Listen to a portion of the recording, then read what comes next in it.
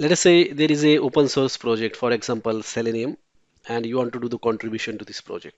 First thing that you will need to do is that you will need to set up the local development environment for this project.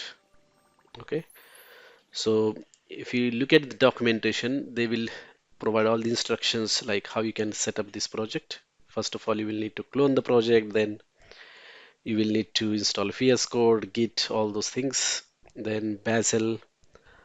So basically, all the tools that are required to build this project, you will have to install manually on your system, and that is time consuming. That is where gitpod comes into picture. Okay, so here they have given this gitpod section. So with gitpod, what happens is that you don't have to install anything locally. Everything happens in the cloud.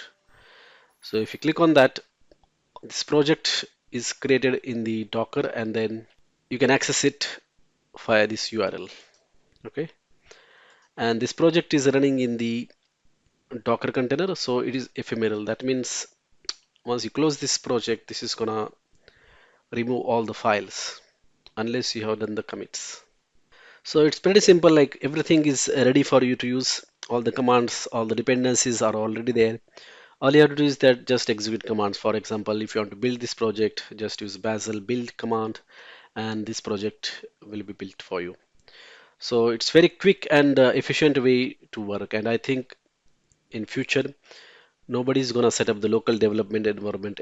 Everyone is gonna work in the cloud workspaces like this.